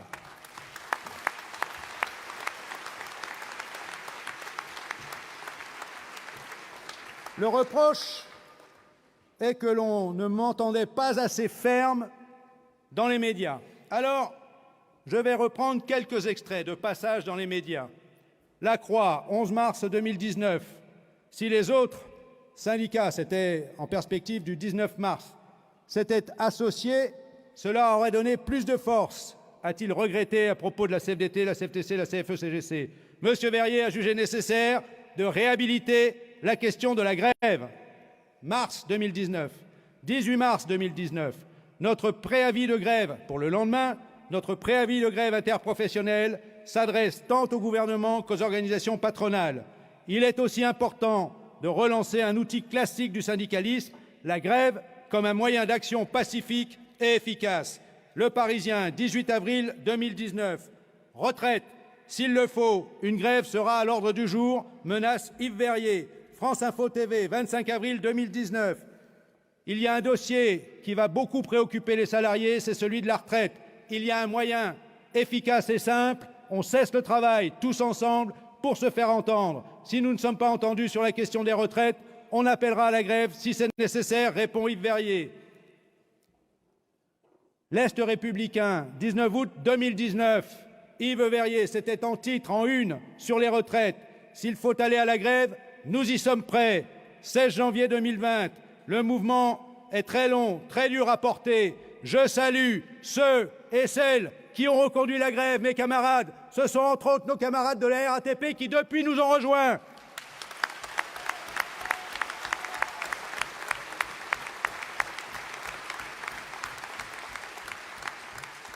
Je continue. France Inter, 1er mai 2022, retraite à 65 ans. Peut-être ai-je anticipé. Yves Verrier, FO, n'exclut pas le retour à la grève pour s'opposer à la réforme. Le Monde, 1er mai, si les syndicats échouent à se faire entendre, M. Verrier plaide pour exercer, le cas échéant, le droit à la grève. J'espère qu'on n'en arrivera pas là. Oui, parce que mes camarades, ça n'est pas un objectif en soi. Notre objectif, c'est d'empêcher la raison qui nous conduirait à aller à la grève. Mes chers camarades, 28 juin 2021, France Info, Yves Verrier a affiché sa détermination intacte et prévenu le gouvernement d'un conflit social majeur en cas de réforme. 14 septembre 2021, la grève, on ne la fait pas par plaisir, parce qu'on y perd, ce qu'on y perd, c'est notre gagne-pain, c'est le salaire. Voilà, mes chers camarades, je n'ai peut-être pas la verve, je ne suis peut-être pas assez ferme et assez en colère, mais je crois quand même avoir été clair sur les modes d'action qui sont ceux de la Confédération Force ouvrière quand on n'arrive pas à se faire entendre.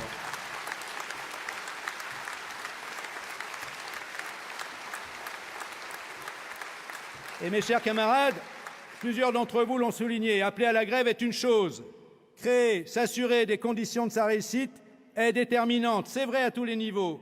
Je vous l'ai détaillé dans mon rapport. Je crois que c'est ce que nous avons tout fait en ce sens. Et vous l'avez entendu, pas sûr, vous l'avez entendu de nos camarades de la RATP, pas sûr que la prochaine fois, la grève par procuration, à laquelle on appelle mais qu'on laisse faire par les autres, ça continuera de fonctionner. Donc, oui, il faudra créer, si c'est nécessaire, les conditions du fait que l'ensemble des salariés s'associent, rejoignent l'appel à la grève. Et vous savez, dans ces cas-là, elle ne dure pas longtemps. Si on est très nombreux en grève, très vite nous sommes écoutés, entendus, et très vite on gagne, et très vite la grève s'arrête.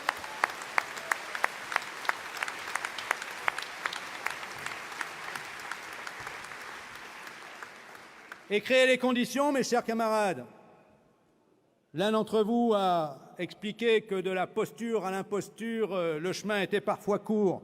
Attention à ne pas être dans la posture en interne au risque d'apparaître un peu dans l'imposture vis-à-vis des salariés.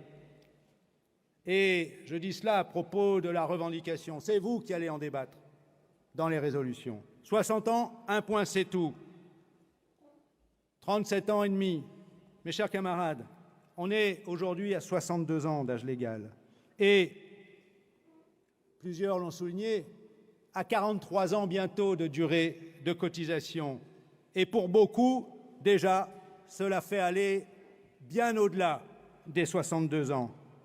Si l'on n'explique pas cela, si l'on n'est pas clair et ferme sur la réalité à laquelle nous sommes confrontés, sur le fait que nous sommes confrontés au projet de reculer encore l'âge légal pour pouvoir faire valoir son droit à la retraite à 65 ans, avec tout ce que cela entraîne, je ne suis pas sûr que l'on sera compris des salariés et je ne suis pas sûr que si on ne le dit pas clairement qu'il faut s'opposer à ce recul, on les convaincra d'aller à la grève. Tous, ou alors je n'ai pas compris, ont applaudi à notre comportement pour empêcher le régime unique par points. Relisez bien toutes nos interventions, pas une seule fois nous n'avons eu besoin de dire 60 ans et 37 annuités et demie. Nul ne nous l'a reproché. Oui, cela est une aspiration, mais il faut en créer les conditions. Et cela commence, je pense, par éviter de passer de 62 à 65 ans, ainsi que par contester les 43 années et empêcher l'accélération de sa mise en œuvre, qui fait partie aussi des projets aujourd'hui.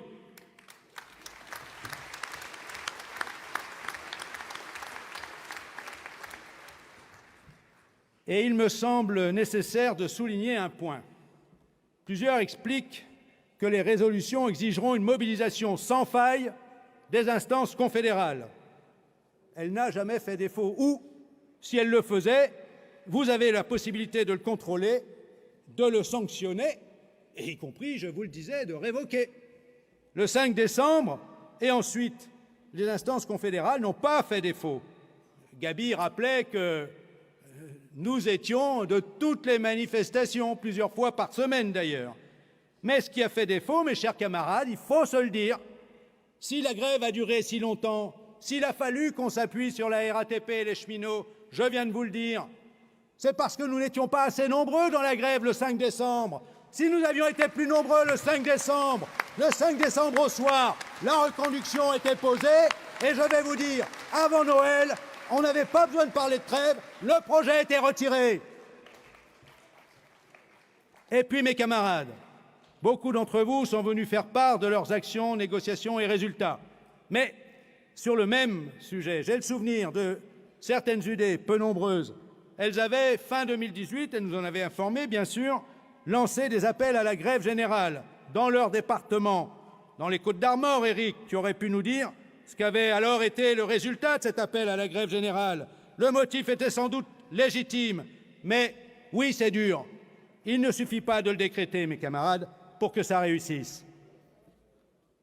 Mes chers camarades, relocaliser, réindustrialiser est revenu à l'ordre du jour, notamment du fait de l'effet révélateur de la pandémie et aujourd'hui face à l'enjeu environnemental et climatique.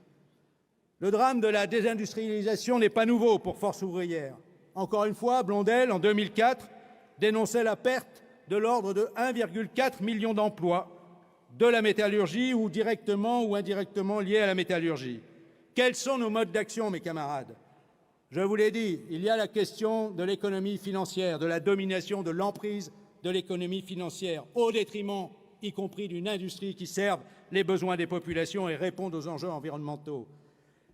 La contestation de ces politiques, de cette emprise, elle passe en premier lieu par la contestation des politiques de compétitivité systématique dans le cadre d'échanges internationaux, sans entrave, sans normes. Ça remet à l'ordre du jour la nécessité de défendre, de promouvoir et de faire appliquer les normes internationales du travail, y compris désormais des besoins en termes de normes environnementales. Marc Blondel nous appelait à serrer les boulons dans ce cadre-là, dans ce contexte. Nos interventions ont été multiples, à vos demandes, quand vous nous sollicitez, auprès du gouvernement, pour mettre en garde, préserver, sauver, comme nous sommes intervenus également à chaque fois que nous étions sollicités sur les enjeux en termes d'emploi, de salaire, et malheureusement, souvent aussi par rapport aux droits des salariés quand ils étaient menacés, notamment dans le contexte de fermeture ou de cessation d'activité avec des suppressions d'emplois. Le dernier en date est l'entreprise PEI, beaucoup en ont parlé, bien qu'il ne soit pas du département ni de l'entreprise. Je suis intervenu, et Zaïnil l'a rappelé, à maintes reprises, à sa demande, en lien avec lui, auprès du gouvernement, directement, et avec nos camarades de la métallurgie et de Renault. Je les remercie. Nous avons obtenu, réussi, je crois que c'est en cours, je ne sais pas si ça va déboucher positivement, à ce qu'on mette autour de la table pouvoir public, Renault et le prestataire, afin de trouver une solution pour les salariés qui, sinon, seront mis sur le carreau. J'ai bien entendu quelques camarades interroger le bien-fondé de telles demandes et interventions, y voyant une forme de syndicalisme de salon, voire d'accompagnement, pour ne pas dire de compromission. Plusieurs de ces voix ont d'ailleurs mentionné le conflit en cours, je viens d'en parler, je ne vais pas en reparler. Éric, encore dans les Côtes-d'Armor, quand un foyer de Covid-19 s'est déclaré aux abattoirs de Kerméné et que les salariés du prestataire de nettoyage avaient été exclus du dépistage qui avait été mis en place, tu m'as appelé pour que j'intervienne auprès de la ministre du Travail.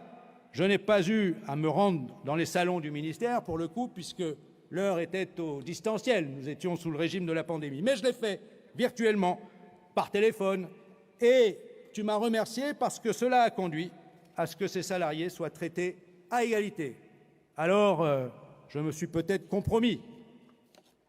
Vous savez, mes camarades, l'efficacité de nos interventions ne tient pas à mes qualités propres, à ma capacité de persuasion.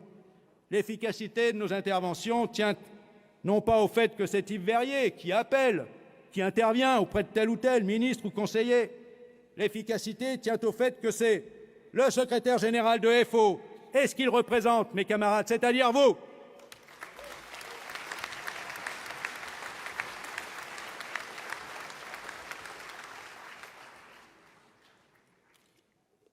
L'enjeu environnemental, je pourrais être très long, mais je ne le serai pas. Rassurez-vous. Vous connaissez ma formation d'origine. C'est un sujet que je pense connaître un peu plus que d'autres, sur le plan scientifique en tout cas. L'enjeu environnemental, nous nous en sommes saisis. Et je vais vous dire, ça n'est pas par opportunité, parce qu'il faudrait qu'on soit à la page par rapport aux jeunes, dont c'est une inquiétude plus grande aujourd'hui, ce qui est juste d'ailleurs. Et si nous ne nous en intéressions pas, nous ne serions pas compris, peut-être effectivement des jeunes. Mais nous nous en sommes saisis. La première résolution consacrée aux questions environnementales date de 1977, mes camarades, résolution de la Confédération. Nous avons mis sur pied, je vous l'ai rappelé, une conférence syndicale permanente et nous allons continuer. Nous sommes allés effectivement soutenir nos camarades du nucléaire parce que nous pensons aujourd'hui que l'industrie nucléaire, à la fois nous défendons les emplois des salariés bien sûr, mais qu'elle est centrale dans la question de la limitation des émissions de gaz à effet de serre. Tout le monde n'est pas exactement d'accord là-dessus, vous l'avez compris. Je ne dis peut-être pas en notre sein, mais en tout cas, c'est la position que nous avons défendue toujours au sein de la Confédération Force ouvrière. J'ai été interrogé, je vais y répondre, sur le soutien que j'aurais apporté à Mme Pénicaud quand elle était candidate au poste de directrice, en l'occurrence, générale du BIT. J'avais dû m'en expliquer, d'ailleurs, avec certains journalistes. Je n'ai pas apporté mon soutien à la candidature de Mme Pénicaud. Non. J'ai mis en garde contre le fait, à l'époque, que le candidat qui avait le plus de chances de l'emporter était le porte-parole des employeurs. Vous savez que j'ai œuvré beaucoup jusqu'à juin de l'année dernière au sein de l'OIT, et ce porte-parole des employeurs et son groupe n'a eu de cesse, et si je suis resté aussi longtemps d'ailleurs au comité de la liberté syndicale, c'est parce que le groupe des travailleurs me demandait de défendre le droit de grève, le système lui-même de l'OIT, face aux attaques conduites par les employeurs. Et il se trouve que, parce que celui qui va quitter le poste de DG, Guy Ryder, vient de la CISL, c'est-à-dire du monde syndical, les employeurs estimaient légitime et s'appuyaient là-dessus pour dire maintenant c'est notre tour. Je pense à l'époque d'ailleurs que nous avions fait une erreur en promouvant Guy Ryder. Je l'aime bien, c'est un copain, c'est un type super, il est d'une maîtrise parfaite du système de l'OIT, du système international, mais je pensais que c'était une erreur parce que je craignais que nous subissions des attaques sans cesse mettant en cause l'administration de l'OIT de la part des employeurs, de la part des gouvernements antisociaux qui auraient vu dans la direction générale du BIT, non pas le directeur général du BIT, mais le représentant des syndicats dans le monde entier. Et donc, les employeurs demandaient, dans cette logique, que ce soit leur tour. Et il se trouve qu'ils avaient un candidat, qui plus est, qui venait d'un pays du Sud, d'Afrique du Sud, donc ils pouvaient jouer également sur le tour des pays du Sud, le tour des pays en difficulté, et face au fait que trop longtemps, ce sont des pays industrialisés qui ont promu des directeurs généraux de l'OIT. D'ailleurs, c'était une erreur de présenter Mme Pénicaud à la candidature, puisque cela aurait fait le troisième Français, en l'occurrence française. Il n'y a pas eu tant de directeurs généraux du BIT depuis 1919, et c'était à nouveau un Européen, ce qui rendait d'autant plus difficile qu'elle puisse l'emporter. Mais je mettais en garde donc sur le risque que ce soit l'employeur qui aurait conduit à ce que l'on soit confronté à un affaiblissement de l'OIT, mes camarades. Il se trouve qu'entre-temps est arrivée une autre candidature, celle de l'ancien Premier ministre du Togo, qui était lui-même, à un moment donné, au sein de l'OIT et qui œuvrait au niveau du système multilatéral, c'est-à-dire une candidature, entre guillemets, parfaite. Et j'ai expliqué que le candidat, d'abord, ce n'est pas nous qui votons, puisque nous ne sommes pas membres du conseil d'administration aujourd'hui, mais le candidat que nous soutiendrions serait celui que soutiendrait la CSI, la Confédération syndicale internationale, et le groupe des travailleurs. Et le groupe des travailleurs a voté à l'unanimité pour le candidat venant du Togo, qui est aujourd'hui celui qui a été élu à la tête du BIT. Mes chers camarades, je reviens là-dessus parce que j'ai vu circuler à un moment donné sur les réseaux sociaux, à la suite d'une information erronée, des tweets vengeurs contre moi, m'accusant de promouvoir celle qui avait fait la loi travail, les ordonnances, la décentralisation de la négociation collective, de promouvoir celle-là au BIT. Mes chers camarades, pour justifier que ça n'était pas possible, cette candidature, ces relayeurs de cette information utilisaient un paragraphe qui provient du comité de la liberté syndicale de l'OIT et qui disait que la mise en place de procédures favorisant systématiquement la négociation décentralisée de dispositions dérogatoires dans un sens moins favorable que les dispositions de niveau supérieur peut conduire à déstabiliser globalement les mécanismes de négociation collective et constitue en ce sens un affaiblissement de la liberté syndicale et de la négociation collective à l'encontre des principes des conventions 87-98. Ce paragraphe a été adopté par le Comité de la liberté syndicale, puis endossé par le Conseil d'administration de l'OIT. Et il était donc mentionné pour dire comment Verrier peut-il soutenir une ministre candidate, Mme Pénicaud, qui a promu en France le contraire de cela. Ça n'est pas possible, mes camarades, pour une raison simple, c'est que ce paragraphe, mes camarades, c'est moi qui l'ai dicté lorsque nous examinions le cas de la Grèce, qui était soumise à la remise en cause du principe de faveur et de la hiérarchie des normes sous l'autorité de la Troïka. Et c'était le Comité de la liberté syndicale qui examinait ce cas-là, et c'est moi qui ai dicté ce paragraphe qui a été adopté par le Comité de la liberté syndicale et endossé par le conseil d'administration du BIT. Alors, mes camarades, tout de même, renseignez-vous, là aussi.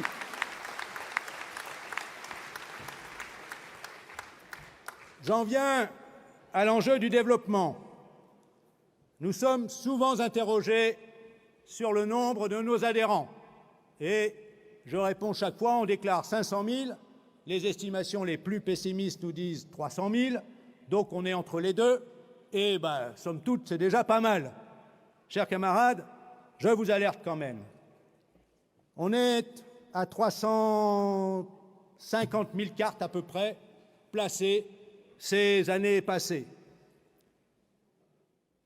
On a eu une chute en 2018, légère, et surtout un recul en 2020 sous l'effet de la pandémie. On remonte bien en 2021, puisqu'on est plutôt à cette heure-ci autour de 380 000 cartes placées.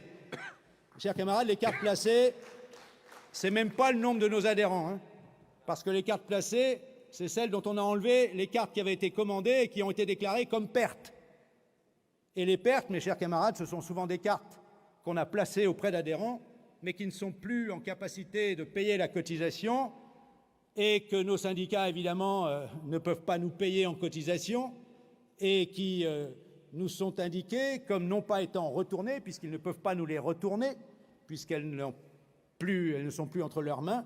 Donc on a un certain nombre d'adhérents qui ont une carte mais n'ont pas payé de cotisation, souvent, mes chers camarades, pour des raisons pécuniaires. Dans le contexte actuel du pouvoir d'achat, c'est compréhensible. Donc, mes chers camarades, c'est pas mal, mais c'est pas suffisant. C'est loin d'être suffisant. Alors, en repartant, mes camarades, sur le développement, il va falloir mettre le paquet sur l'adhésion, les cotisations, les rentrées de cotisations, parce que c'est comme ça qu'on pèsera aussi. Et si demain, on doit aller à la grève, c'est comme ça qu'on y arrivera.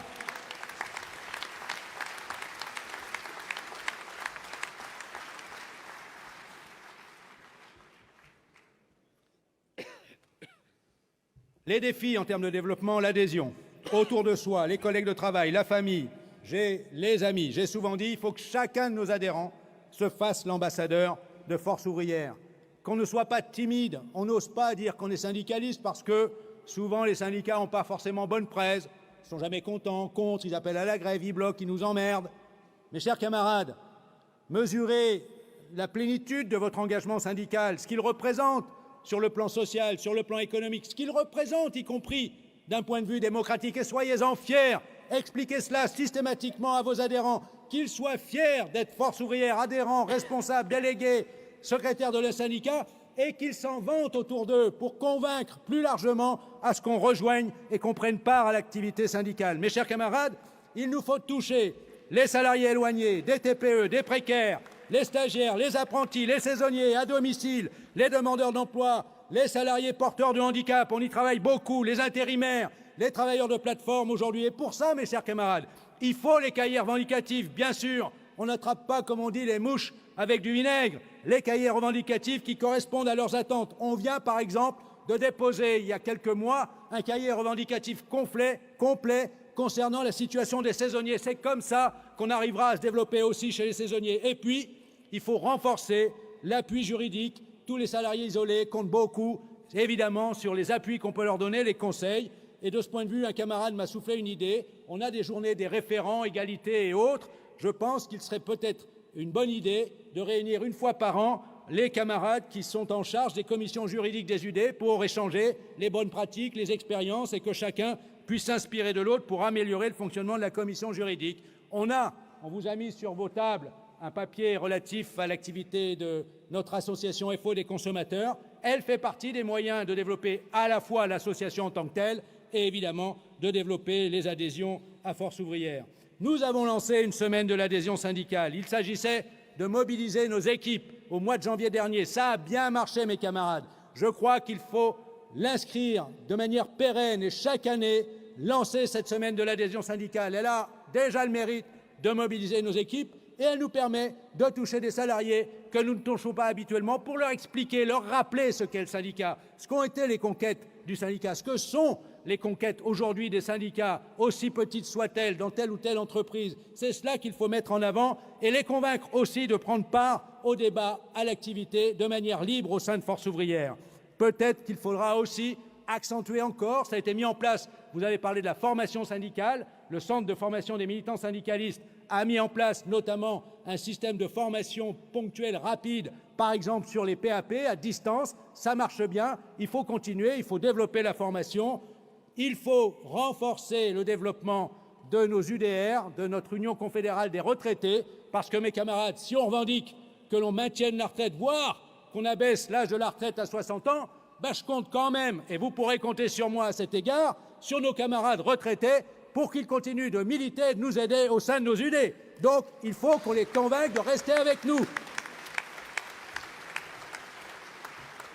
Nous allons mettre le paquet. Nous avons commencé déjà tout au long de cette mandature avec le secteur développement sur la mise en ligne avec le secteur de la communication de professions de foi, d'appel, de modèles d'appel à candidature. Ça a été demandé qu'ils soient modernes, adaptés, efficaces, que vous puissiez les adapter à vos besoins spécifiques. Il nous faut renforcer l'organisation et l'efficacité de notre organisation. IFO, il y a un stand d'ailleurs du prestataire qui développe IFO, n'hésitez pas à aller les voir. Pour la gestion des syndicats, par les syndicats, dans le cadre du respect des statuts, pour simplifier et élargir la cotisation. Ce sujet n'a pas été mis en place, il faut qu'on le lance, ça faisait partie des gros sujets importants. Je pense qu'il faut qu'on travaille là-dessus, qu'on examine la situation, qu'on puisse proposer des différents scénarios pour que vous puissiez en débattre simplement. Moi, j'ai en tête l'idée de simplifier les choses en allant à une carte, un timbre. On verra si c'est la bonne solution. Et puis, mes chers camarades,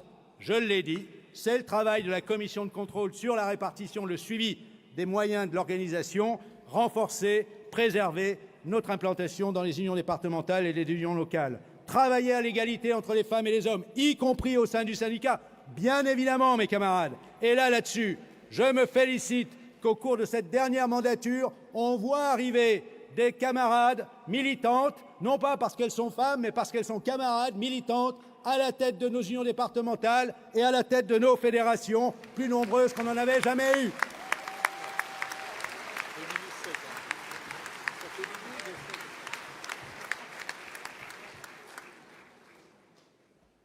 Les cadres, cela a été rappelé par Éric Pérez, c'est un enjeu majeur, mais il faut vraiment qu'on mette le paquet là-dessus.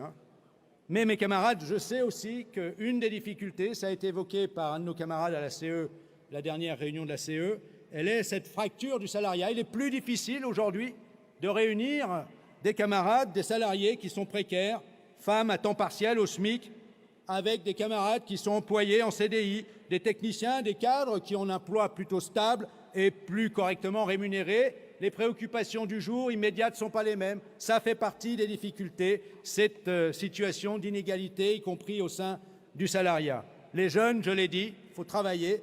Les jeunes en stage, en apprentissage, les nouveaux employés, il faut aller vers eux, travailler. C'est vrai que la question du climat, j'en parlais tout à l'heure, c'est une de leurs préoccupations. Donc il faut qu'ils sachent qu'ici, on est capable d'en débattre et d'apporter des solutions. Il faut aussi, mes chers camarades, ça a été souligné par certains d'entre vous, anticiper le renouvellement de nos syndicats. Moi, à une époque, je pensais à une... On n'aime pas ça, la GPEC, mais moi, je pensais à une GPEC militante. Faire en sorte qu'on n'attende pas le dernier moment pour s'apercevoir qu'on n'a personne pour remplacer le camarade qui s'en va et qu'on se retrouve démuni et que parfois le syndicat, qui était pourtant actif, efficace, se casse la figure. Donc il faut qu'on travaille là-dessus également. Il y a un sujet majeur, Ça fait partie de notre condamnation, de notre contestation des ordonnances. Vous l'avez souligné, c'est la limitation aux 3 mandats. Oui, il faut qu'on parvienne à élargir notre implantation dans le monde de la culture, du spectacle, des intermittents. FO n'est pas à la hauteur de ce qu'on devrait être. Je n'accuse pas et je ne critique pas nos camarades, bien évidemment. Mais la Confédération doit travailler là-dessus. Frédéric, parce que c'est un sujet qui est souvent revenu autour de ces 4 dernières années, je parle de Frédéric Guillaume encore, vous voyez, je lui fais beaucoup de promotion, accusait les centrales syndicales. Alors d'abord, ici on a FO, on n'est pas dans n'importe quelle centrale syndicale, de dénigrement à l'égard des Gilets jaunes. Non, mes camarades, jamais, jamais, vous n'aurez entendu un propos de ma part, a fortiori public, dénigrant les Gilets jaunes. Le mouvement des Gilets jaunes était le substitut à ce qu'ils pensaient ne pas pouvoir trouver ailleurs. Notre rôle est de convaincre les salariés que, vous savez, les ronds-points, qu'est-ce qui s'est passé autour des ronds-points ou sur les ronds-points? On y refaisait le monde parce qu'il n'y avait plus le café, parce que depuis longtemps, il n'y a plus les sections des partis politiques qui existaient dans le passé où on n'était peut-être pas nombreux, mais chacun, dans son camp respectif, refaisait le monde. Et on en parlait autour de soi, ça diffusait dans la société, tout ça, ça a disparu. On en discutait au café. Donc ils ont, sur les ronds-points, d'une certaine manière, reconstitué cela. Eh bien, mes chers camarades, ce qu'il faut expliquer, je l'ai dit ça plusieurs fois publiquement, les convaincre qu'au sein de Force ouvrière, on ne suit pas la direction syndicale. Non, on prend part librement au débat, aux décisions, à l'élaboration des revendications et aux actions. C'est pour ça que je vous le dis, le développement touchait les salariés éloignés du syndicat. Il faut qu'on en fasse une priorité. Évidemment, ça demande des moyens. Il ne suffit pas de le dire. Il faut qu'on travaille à la mise en place de ces moyens, comme je le disais d'ailleurs, sur la réussite de la grève. Mes chers camarades, sur Roissy, on fera le nécessaire. Je n'ai pas compris encore une fois cette intervention. J'avais déjà répondu à la CE ou au CCN. On fera le nécessaire. Fonction publique, c'est un enjeu majeur. Majeur. Il faut qu'on préserve notre première place dans la fonction publique de l'État. Il faut que l'on fasse tout pour préserver notre première place dans la fonction publique de l'État, notre première place dans la pénitentiaire et la justice, notre première place dans la police pour la défense d'une police républicaine, comme vous l'a rappelé Greg Joron. Mieux vaut qu'il soit avec nous, Force ouvrière, soutenu par nous. Mes chers camarades, il nous faut confirmer, conforter notre implantation dans l'éducation nationale. Oui, il y va de l'enjeu de l'instruction publique, des diplômes nationaux. Oui, ça pose la question de la formation des enseignants, des moyens, des personnels administratifs, techniques. Oui, il faut qu'on confirme et qu'on conforte notre deuxième place dans la santé. Oui, il faut qu'on gagne, qu'on progresse dans la territoriale. Ce service public de proximité du quotidien, comme je l'ai dit, il faut qu'on les aide dans toutes les communes, les départements, les régions. Mes chers camarades, il faut qu'on soit aux côtés de tous nos camarades des administrations de la fonction publique pour gagner cette élection. Et d'une certaine manière, on parlait des hussards noirs de la République en parlant des professeurs. Tous les fonctionnaires, agents de la fonction publique sont les hussards noirs de la République, mes camarades.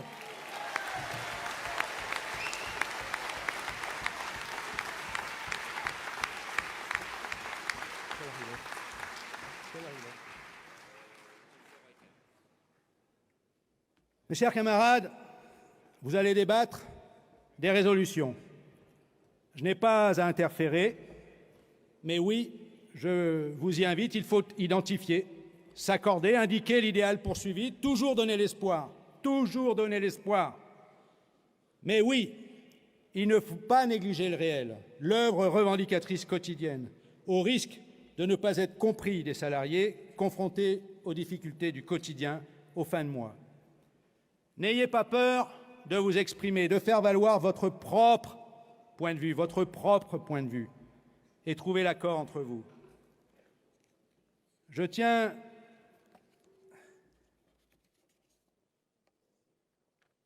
ici, parce que vous êtes tous là,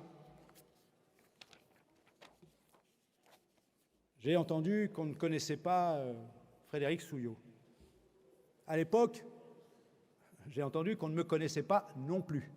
Et beaucoup de camarades sont venus me voir ces jours derniers pour me dire « Ah ben on ne connaissait pas, bon finalement, tu as fait le boulot ». Mes chers camarades, c'est un peu plus personnel, mais c'est mon dernier congrès confédéral, c'était mon premier et mon dernier en tant que secrétaire général. Donc c'est forcément un moment particulier dans la vie d'un militant. Je veux vous dire ici à quel point je suis redevable de ce que mon engagement m'a apporté. Et vous dire que mon engagement militant a commencé hors du mouvement syndical. Je le dois sans doute à mes grands-parents qui m'ont inculqué le souci de l'autre. Jeune, lycéen, je n'ai pas eu besoin de quelque autre guide pour m'élever et manifester contre l'exécution de militants en Espagne par Franco. C'était en 1975.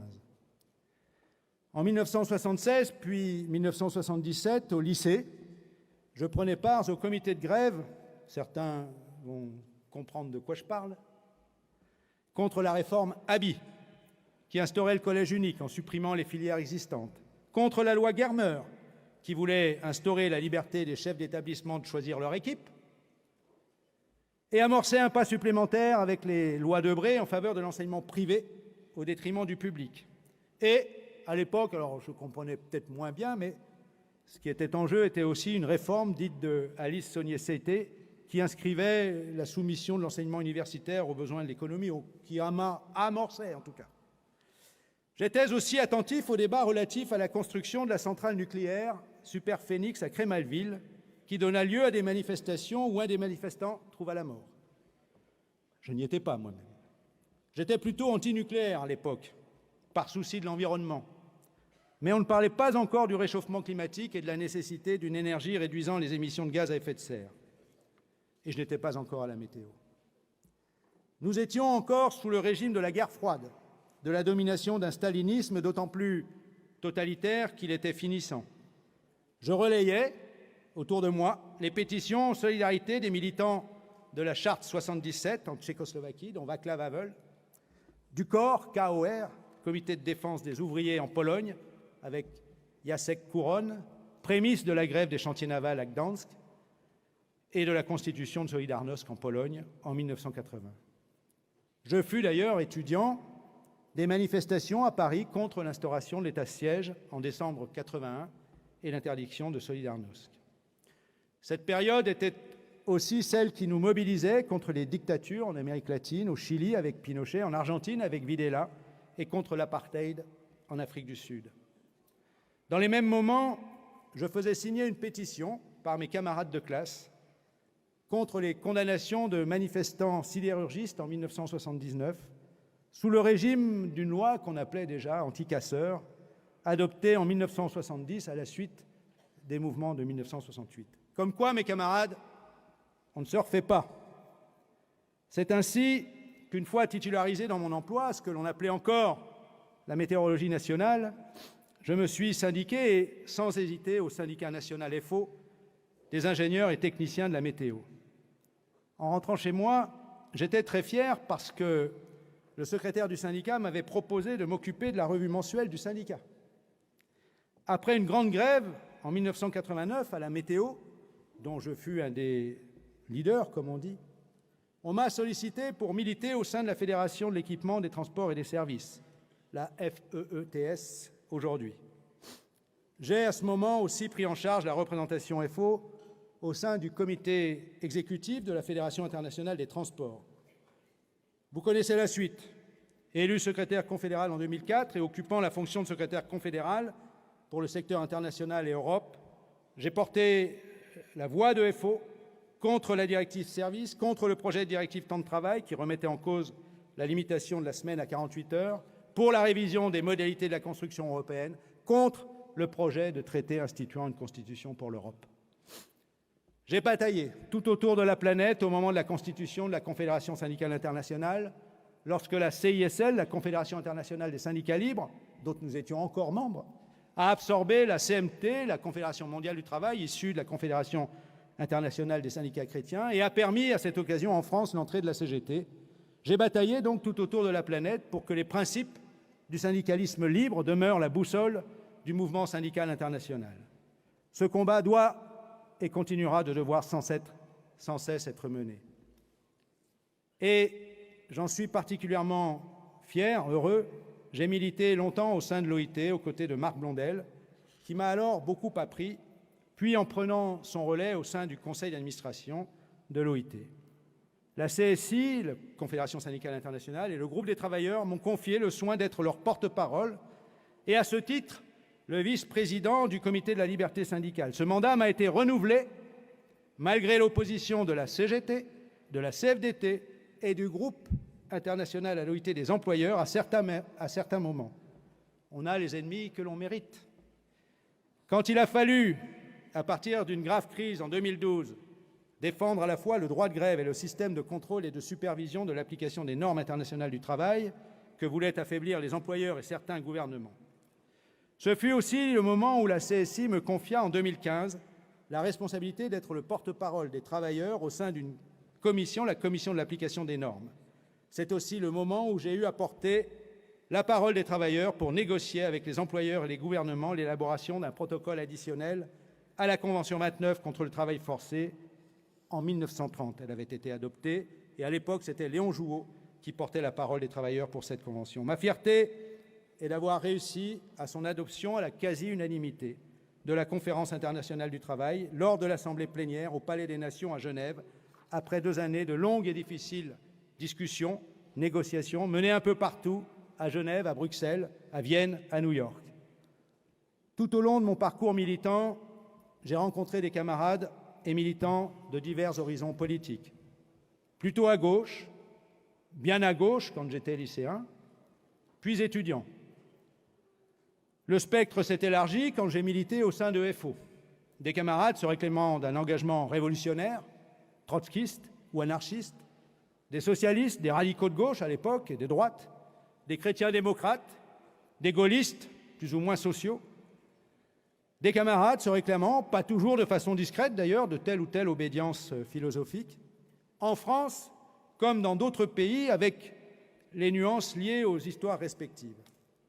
On m'a parfois prêté, de façon pas toujours bien intentionnée, telle ou telle affinité. Je l'avais dit à Blondel d'ailleurs, j'ai rêvé du grand soir, mais je me suis toujours méfié des lendemains de grand soir. C'est ce qui m'a conduit à privilégier l'engagement syndical, ne pas perdre l'idéal en agissant au quotidien sur le réel. Mes chers camarades, si je devais retenir une formule qui me caractérise encore aujourd'hui, elle est tirée d'un ouvrage, et je sais à qui je vais faire réagir, un ouvrage d'André Breton, Arcane 17, que j'ai gardé tout au long de mon mandat sur mon bureau. Je le cite, ce passage.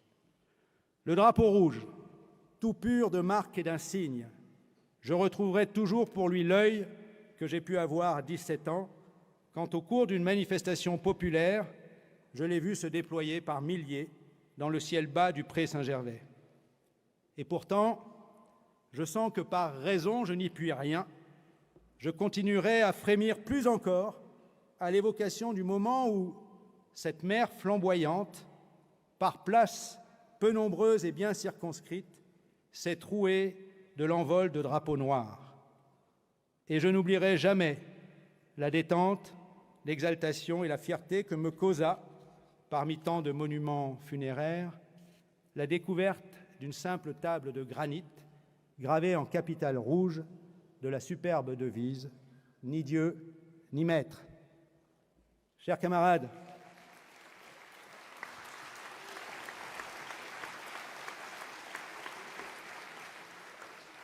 à tout ce parcours que je n'avais jamais pensé, je ne savais même pas que cela existait, que cela était possible. C'est mon engagement, ce sont les circonstances qui en ont décidé. J'étais tout autant fier dans la cour de mon lycée, quand je présidais le comité de grève et haranguais mes camarades au mégaphone, quand je manifestais, faisais signer une pétition, quand je militais avec mes camarades, mes copains et copines, en réalité, au sein de mon syndicat de la météo. Quand, après le congrès d'avril 2018, la Confédération m'a proposé de prendre en charge un secteur consacré à la prospective, à l'histoire et à la documentation de FO, je n'en étais pas moins fier. Je n'y ai pas vu, comme certains l'ont dit, de placard. Je ne m'attendais pas à devenir secrétaire général de la Confédération, et je ne m'en sentais nullement frustré. Mon engagement syndical aurait pu s'arrêter, bifurquer bien plus tôt, très tôt, je vous l'assure. Et ça, je vous le dis, comme celui de tout un chacun, quoi qu'en aurait été le parcours, je n'en aurais pas moins été comblé. Soyez comblés de vos parcours militants, mes camarades. De tout cela, je suis redevable à la Confédération. Soyez-le vous-même, quel que soit votre mandat, votre responsabilité. Encore une fois, soyez-en fiers. Soyez fiers toujours du sens de votre engagement. Partagez-le. Vive le syndicalisme libre et indépendant. Vive l'engagement pour l'émancipation intégrale. Vive la Confédération générale du travail. Force ouvrière!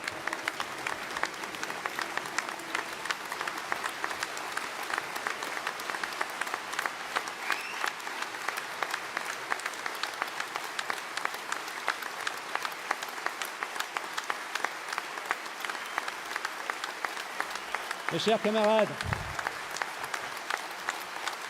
je voudrais demander à Nadia, Sébastien et Priscilla, qui m'ont accompagné au quotidien au secrétariat général, de venir me rejoindre.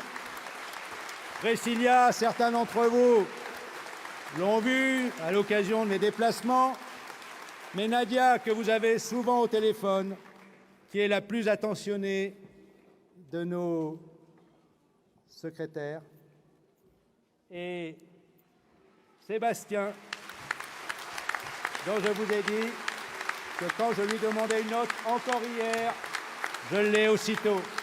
Je veux que vous les voyiez, que vous mettiez un visage.